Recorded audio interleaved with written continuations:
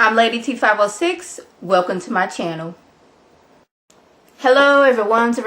I am here for Manifest Season 1, Episode 8. If you're new to my channel, welcome. If you're already a subscriber, welcome back.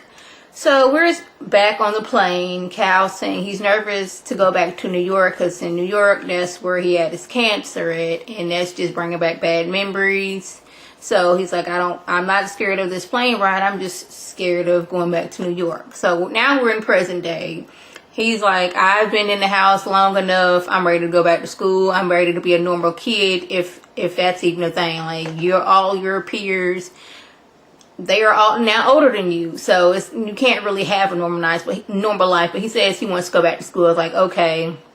They agree, okay, it's time for him to go back to school. Since the school that Olive goes to and he goes to, this all on the same campus, she can walk with him. She can kind of look out for him, make sure he's not getting sick, make sure he's not getting bullied, those type of things. But being he is worried about the missing passengers and whoever took them, and if they know about the callings, then maybe they can use them as some type of weapon for the army. So we need to find these passengers fast because of that. And we need to find Marco, because if they start experimenting on Marco again, then Cal is going to go through these effects. Now, if this grown man is almost dying from this, like, you can just imagine what is happening to this little bitty boy whose already body is like, has cancer, and he's going through that treatment. Then he got to experience all these electrical shocks going on. But Michaela suggests that we just try to live as normal life as possible, because she's just going to assume that somebody is watching them. So we're just going to act normal, go back to work, you still be with your family, and we just going to act like we none the wiser until we find these missing passengers, and then we can finally hit back and they can see where we're coming from. So until then, we just going to work, coming home, going to the grocery store, hanging out, going on dates. This is what we're going to do until we find these people. Michaela's at work and she hears a voice, "Don't lose him." So we don't know what that means. We never really know what these voices or images means until we get more and more of them.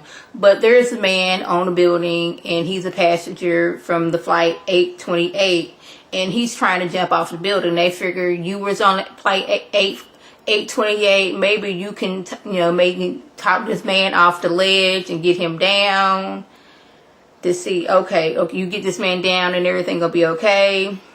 Michaela, she goes to the building, but the band, he picked a building to where you just don't jump down and fall to the, to the ground. It's like another layer, like the building, it just not straight down. It has like a ledge below, so they can't even put like one of them things where like the firefighters fall on, or somebody attempting to jump, one of those things. I can't think of what it's called right now, but they can't even put that right there because there's another layer to the building to where he's going to fall to.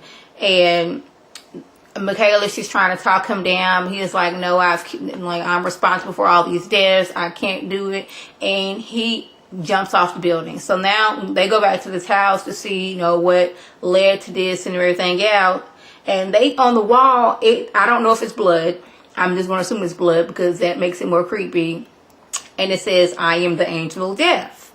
Well, looking through more of his stuff, he was at a bar with two people who have recently died. So now it's like, this right here, okay, you didn't kill yourself. And in the last few days, somebody that you was hanging out with, both these people have both died in different ways. Okay, something about this right here is not making sense. We need to know what's going on. They go to the bar eventually, and the lady at the bartender saying, yes, he was always talking about death several times, but we didn't think nothing of it. He was a regular at the bar before he went missing, and he just came back. Well, eventually, when the bartender, she ends up dead. This is the third person has died after Harvey, that's the man's name, talked about, the calling and them dying and everything. Now, Michaela, hold on. Now Michaela's hearing don't lose him. She's hearing this again, so it's like, what does this mean? She doesn't mean it's like, is she gonna lose Jared? She doesn't know what that means, and she's scared that she's not listening to the callings, and this is why the things are happening. She's listening to the callings, but the callings are always vague, like save them, set them free. It never like go to 144th Street to go to this place and let free these birds that have these diseases that people are contacting. It's never anything specific. It's always go to the wall. Like, what wall? There's a lot of walls in the world. What wall am I supposed to go to? So she's like, am I not listening to the calling, and this is why things are happening? Ben's boss is being a fanboy. Apparently somebody done made a Flight 828 fan page, and now the boss is like, let's take a picture together. We can get a lot of publicity that way. But he's like, I'm really not trying to do that. He's like, basically in his head, I'm trying to save my son and find these other passengers. I really, really don't want to be, being on some page like that. But alarm goes off. Everybody's walking outside. Vance, he is the one that caused the alarm to go off because he needs to talk to Ben. He ended up breaking Ben's phone, and he says they need each other. Like, I went out there to that barn. Things look suspicious. I finally believe you. And if we're going to find these people, we need to work together. And he said that SD card that I got from you, like, it was a lot of stuff on there that I'm not that tech guy. And I figured if you were smart enough to, get this information, you're smart enough to decode what's going on, because the numbers didn't really say it was an address. So maybe you can, do your thing and kind of figure out what's going on. So he gives him a computer with all the data on it and gives him a phone that is encrypted. Like, you use this phone and this phone only. My number is already saved in it because, like, in case somebody's looking and listening, whatever we have going on now, they will be none the wiser. Because this is how I found out what you were doing before. Because I guess you can't say, well, I hacked into your phone and found out what you were doing. But this phone is encrypted and it can't be hacked. So this is your phone for now on. You guys, I don't know if I trust that professor. I don't remember her name, but the professor who kind of got blackballed because she had some kind of fringe theories on some things. But her, I don't know how much I trust her. I want to trust her because she seems like she was being trustworthy this episode, but I'm not for sure. But she tells me it seems the people are trying to artificially replicate the callings with electrocordial stimulation, trying to connect the brain waves of multiple subjects.